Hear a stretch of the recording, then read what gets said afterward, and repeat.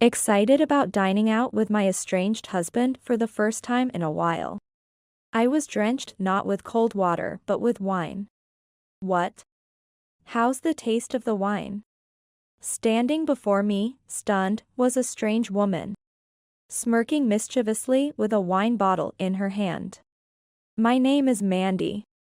I'm a 30-year-old working housewife. Married for 3 years, I've been thinking about having children. But with both of us busy with fulfilling jobs, it's hard to feel ready. My husband, Mike too, is often busy with work and late nights. With me having weekdays off and my husband the weekends. We've continued to pass like ships in the night.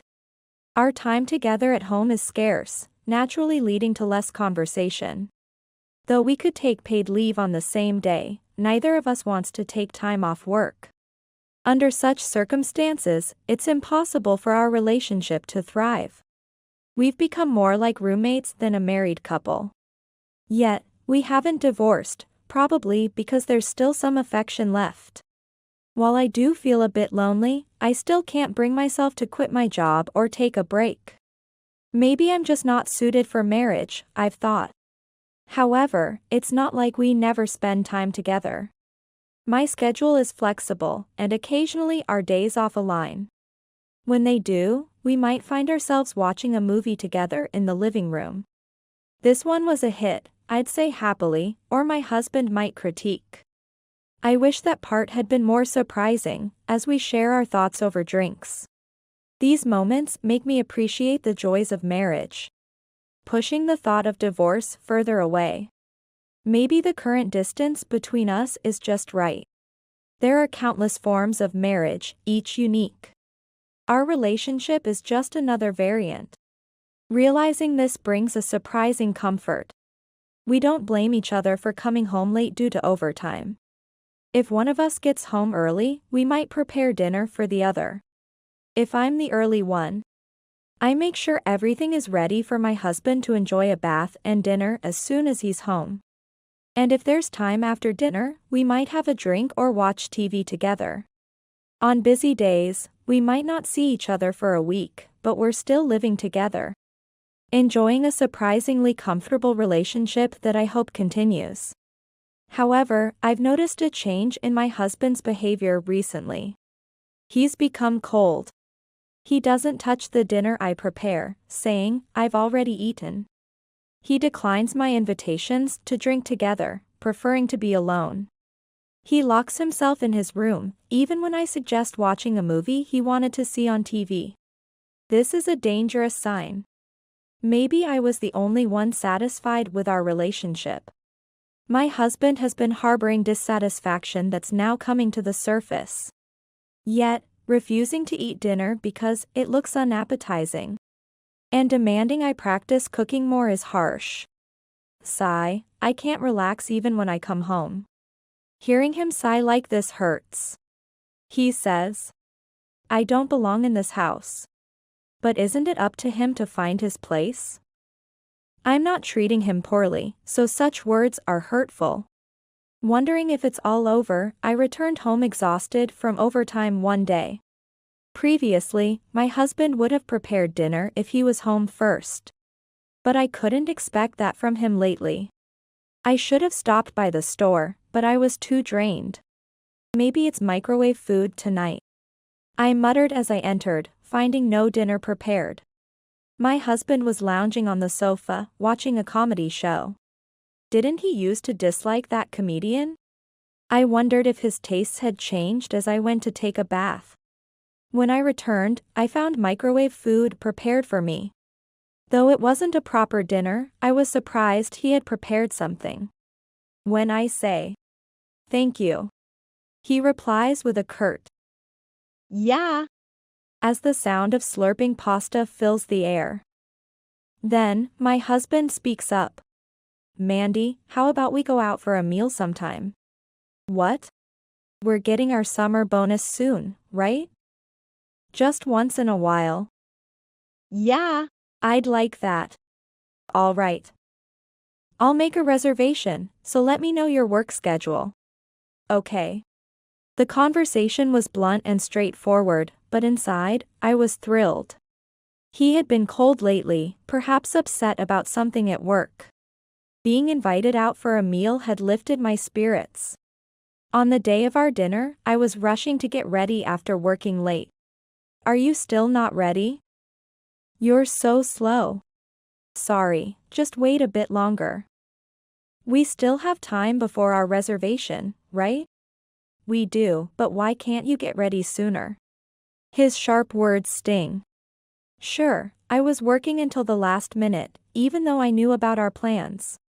But I made it back in time for our reservation. I've been ready for a while now. Of course, he was ready. He made the reservation to fit his day off. I didn't have time to argue.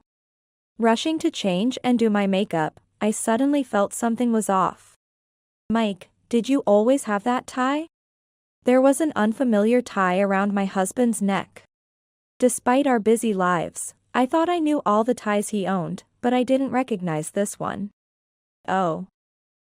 Yeah. I just happened to see it and liked it. My husband has no interest in fashion. He'd wear socks with holes unless I pointed it out. It was strange for him to buy a tie, but I didn't have time to question it further.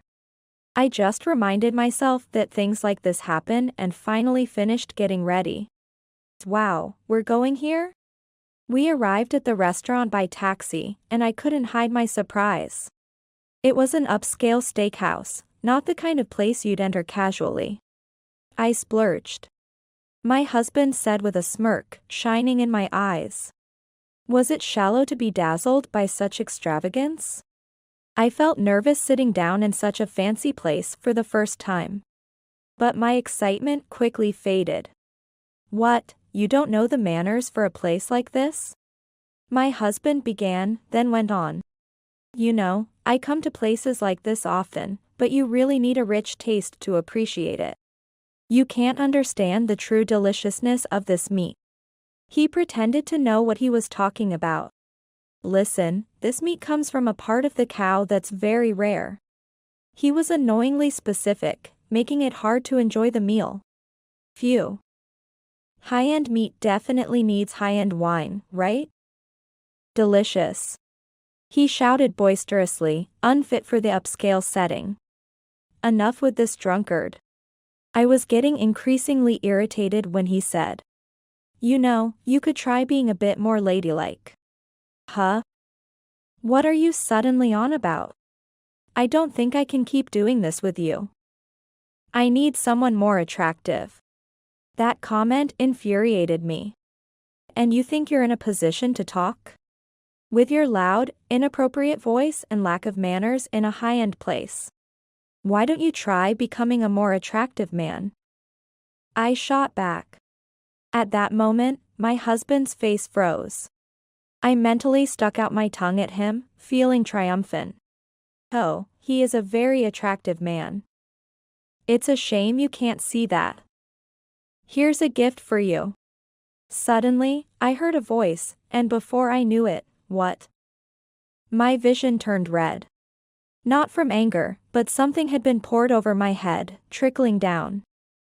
Ah. What, Mandy? Both my husband and I were surprised. Rushing to stand up and look back, there stood a woman. She was dressed in a beautiful formal dress, holding a wine bottle in her right hand. How's the taste of the wine? What? Huh? I couldn't catch up with what was happening. Hey, what are you doing? Snapped back to reality by my husband's words, I looked at myself. Oh no. I was at a loss for words.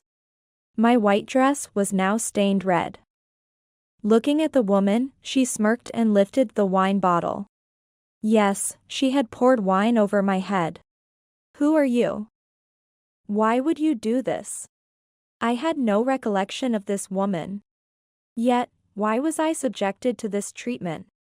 My shout made the woman burst into laughter. Because you were too plain for this place and berating such an attractive man. I couldn't help but spill my wine, my apologies. What, you? I was so angry I couldn't speak properly. Well, I'll be leaving now. As I was shaking with anger, the woman tried to leave. I couldn't let her go just like that. I grabbed her hand and took out my phone. This is assault, I'm calling the police, don't you leave. Huh? Not knowing who else to turn to, I thought to call the police. Just as I was about to dial, a voice stopped me.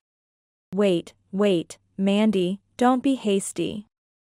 Let's hear her out first. Why are you defending her?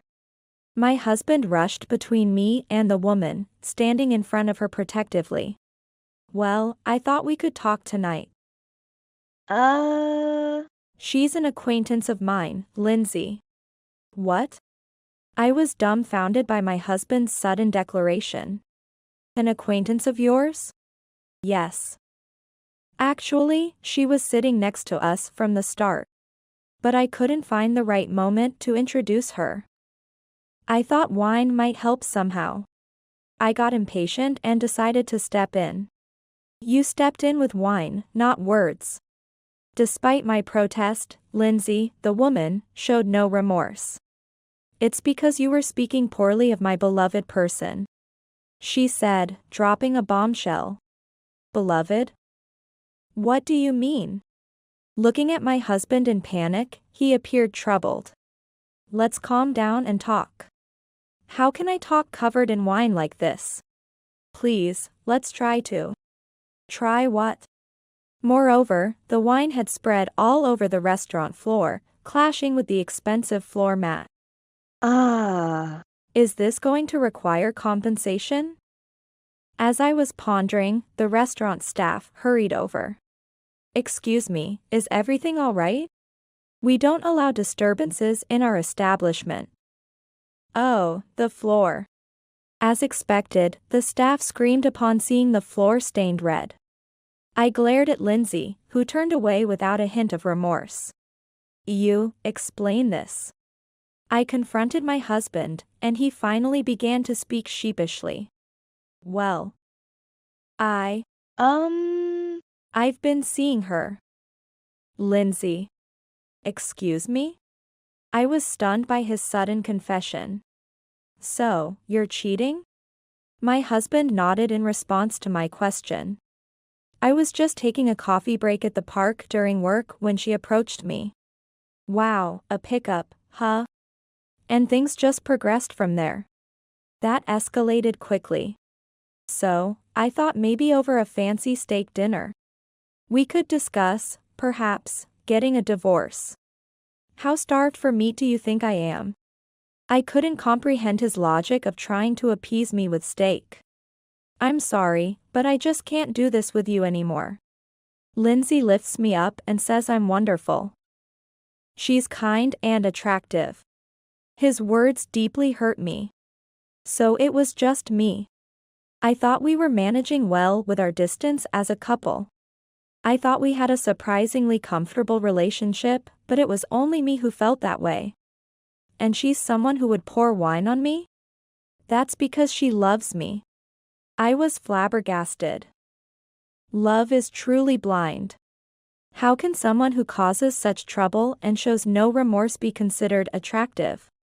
His words left me feeling cold inside, like a switch had been flipped. And my affection vanished in an instant. Meanwhile, the restaurant staff, caught off guard by the sudden turn of events, didn't know how to intervene. I felt sorry for causing a scene. We needed to compensate for the damage quickly. But the responsibility was on my husband and his woman. Just as I was about to tell my husband to take care of it, he spoke first. It's also your fault for neglecting me. I won't pay compensation because you're partly to blame. Excuse me. I couldn't believe what I was hearing. This man felt no remorse whatsoever. How could he say something so awful? I was speechless. Don't mess with me. Just then, we heard sirens. What? Both my husband and Lindsay were shocked. It was me, I called 911, said the restaurant staff, who had been anxiously watching the whole situation unfold. They must have thought the situation was dire. Indeed, it was. Especially since the luxury floor mat was now stained red with wine. You need to explain everything to the police and compensate the restaurant. Me. But, it was your girlfriend who did this. Eek. Okay. My husband sobered up quickly under my stern gaze. And reluctantly turned to face the approaching officers. But then. Oh, then I'll be going now. Lindsay suddenly attempted to leave the scene. No way, what do you think you're doing trying to leave? You're the last person who should be leaving here. What? No, Lindsay, don't go. The woman attempts to shake off my husband's desperate attempts to stop her. I have nothing to do with this. You're the most involved here, I think to myself, making sure she doesn't escape. I avoid grabbing her arm directly to prevent any troublesome accusations from her. Right after we start explaining the situation to the arriving police officers. My husband glances at Lindsay, and the moment the police see her, they look puzzled. Lindsay tries to look away, not wanting to be recognized. The police move around to get a better look at her face, and after a bit of this back and forth, one of them exclaims, Ah. They pull out some document and say, just as I thought. You're a wanted con artist for marriage fraud. I say. What, says my husband. Well, you know Lindsay tries to play dumb. Yes, no mistake. The makeup and hairstyle are different. But you're definitely the person in this wanted poster. That's not me. Lindsay tries to flee, but the police block her escape route. After a brief struggle, Lindsay is apprehended. My husband and I can only stand there, dumbfounded. What follows is a complete debacle. Indeed, Lindsay was a wanted marriage scam artist. And of course, my husband was one of her targets. As the police take her away, my husband is left in shock. So, that. He mutters. Right before Lindsay is put into the patrol car, I ask her. Why did you make such a scene with the wine? She responds. I just wanted you to divorce him quickly. What a simplistic scam artist. After the police car leaves and the commotion dies down, the restaurant returns to calm. I glance at my husband, who is sitting on the floor in dismay, then look at the worried staff. I'm truly sorry for all the trouble. He'll take care of everything from here. I have no more business here. I just want to go home and take a shower. I apologize deeply to the staff and then leave the restaurant. Naturally, my husband and I divorced after that. I was deceived. My only love is Mandy. He shouted, but who was he to talk about love? He had cheated, and even talked about divorce. How could we possibly reconcile? It seems that Lindsay had significantly drained my husband's savings. And between compensating the restaurant and paying me the property division, his bank account quickly hit rock bottom. Despite being a victim of fraud, rumors that he was attempting to leave his wife for another woman, and got scammed circulated at his workplace, leading to an uncomfortable environment and ultimately his resignation. It's scary how fast rumors spread and where they originate from. Thinking about the possibility of having his salary garnished if he couldn't pay the property division. I did talk to his boss about everything. Who would have thought that his boss might be the one spreading the rumors? The management of personal information really makes one wonder. But, it's none of my business anymore. I have no idea what became of him after that. I heard he begged his parents for help only to be turned away. But his whereabouts after that are unknown to me. Well, as long as he stays out of my life, it doesn't really matter. Now back to being single, I feel in better shape both mentally and physically than I did while married. It seems my life with my husband was more draining on my spirit than I realized. Thanks to being stress-free, I can focus on work, and recently, my efforts have been recognized, leading to talks of a promotion. There's no rush to find someone new, so I plan to live life in my own fun and fulfilling way. Next time, I'll invite a close friend to enjoy some high-quality meat together. And of course, we'll have red wine with it.